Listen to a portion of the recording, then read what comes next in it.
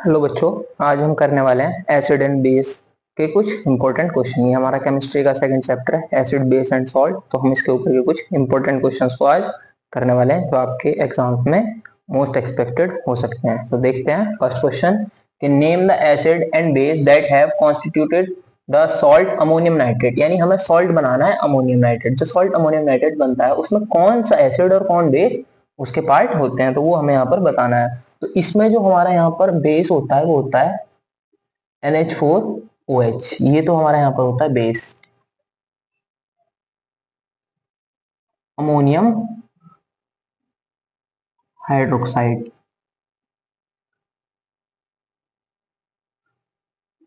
और HNO3 ये हमारा यहाँ पर होता है एसिड, ये है नाइट्रिक एसिड। अब इससे किस तरीके से हमारा ये सॉल्ट बनता है उसे भी देख लेते हैं। तो हम ये लेते हैं NH4OH, ये अमोनियम हाइड्रोक्साइड है, और प्लस HNO3। तो होता क्या है, इसका ये पार्ट इधर अमोनियम में आकर ऐड हो जाता है और ये बनता है NH4NO3 प्लस ये H और ये OH, ये यहाँ पर वाटर मोलिक्यूल एक फॉर्म हो जाता है।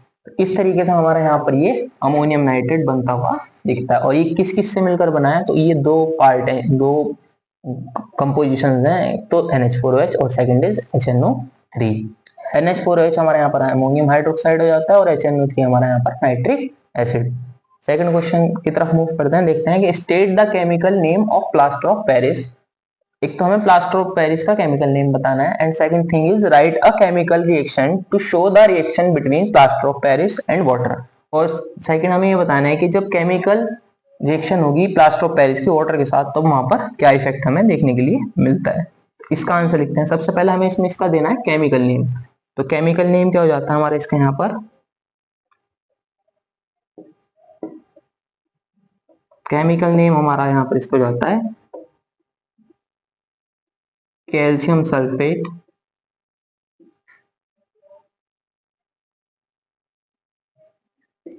हेमीहाइड्रेट।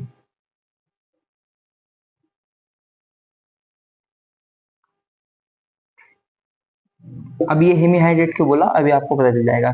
इसका जो फॉर्मूला होता है वो होता है CaSO4 डॉट हाफ H2O।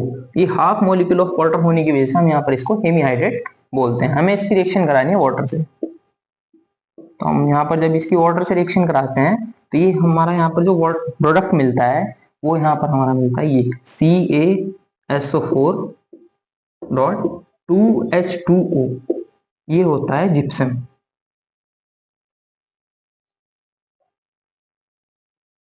अब इसे बैलेंस करने के लिए हम यहाँ पर हाफ तो हमारा ये हो गया, तो ये हम यहाँ पर ले लेते हैं 3/2H2O। इस तरीके से हमारे यहाँ पर ये दोनों क्वेश्चन हो जाते हैं। आप इन्हें नोट करिए, फिर हम सेकंड क्वेश्चन आगे क्वेश्चंस की तरफ मूव करते हैं।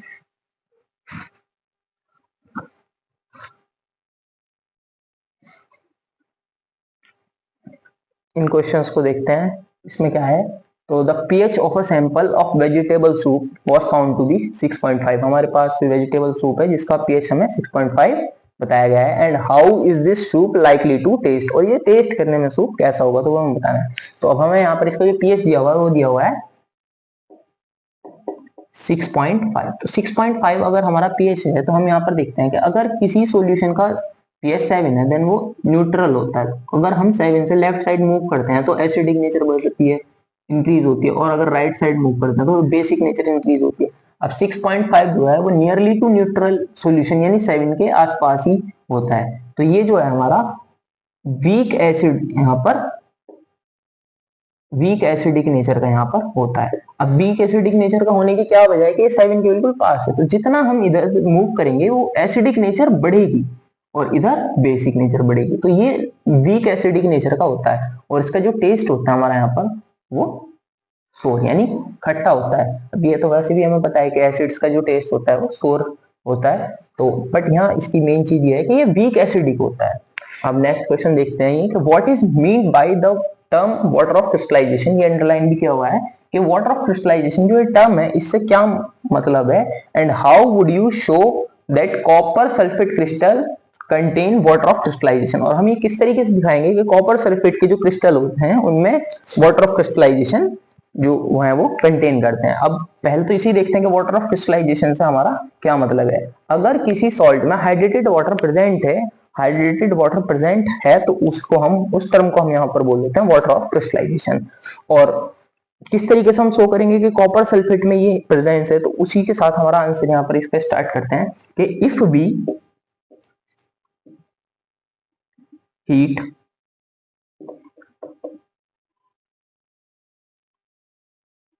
copper sulfate solution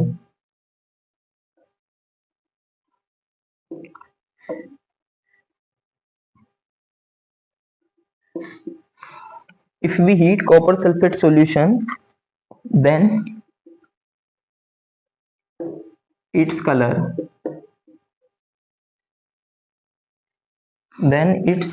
color changes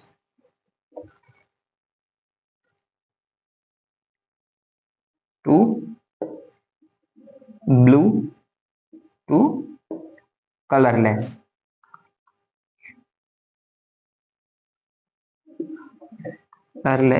which shows that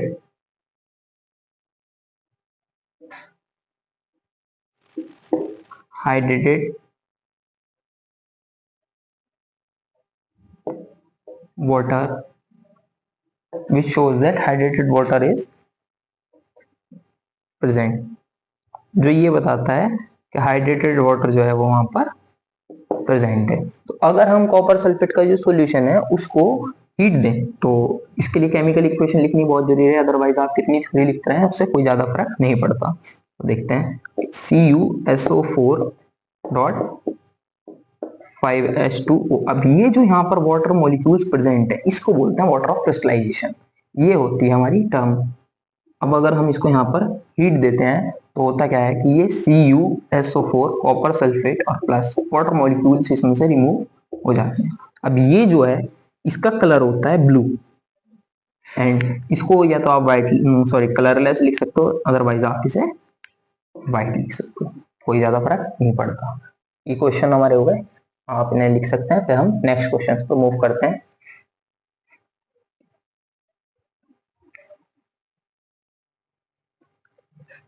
इस क्वेश्चन को देखते हैं। Mahesh is a farmer, he got pH of his soil tested and followed advice of agriculture scientist of kisan center in growing crop. Mahesh एक farmer है, उसने अपनी soil को test कराया और देखा कि उसकी पीएच कितनी है, और जो साइंटिस्ट हैं उनके एडवाइस को फॉलो करा क्रॉप को ग्रो करने के लिए। उसने देखा जिस ईयर उसने उनकी एडवाइस को फॉलो किया उसकी जो क्रॉप है उसकी ग्रोथ बेटर हुई, उसकी क्वालिटी अच्छी हुई। तो हमें इन क्वेश्चंस के कुछ आंसर देने हैं कि why should we got our soil tested, हम अपनी सॉइल को टेस्ट क्यों कराना चाहिए। फर्स्ट तो हमारा ये है कि सॉइल को टेस्ट क्यों कराना चाहिए, and second is if soil has pH less than 7 how can we make it neutral, अगर उसका पीएच 7 से कम है तो हम उसे किस तरीके से न्यूट्रल बना सकते हैं, and what values are possessed by Mahesh, और महेश इसमें क्या वैल्यूज हमारे पास हैं। तो अब हमें अपनी सॉइल को टेस्ट क्यों कराना चाहिए वो देखते हैं कि we test the soil to know that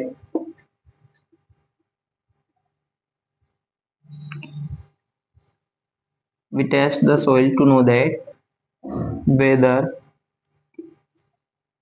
whether it is acidic or basic, and how much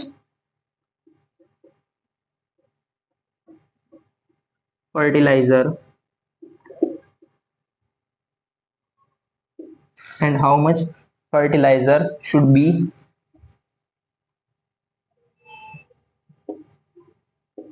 added in it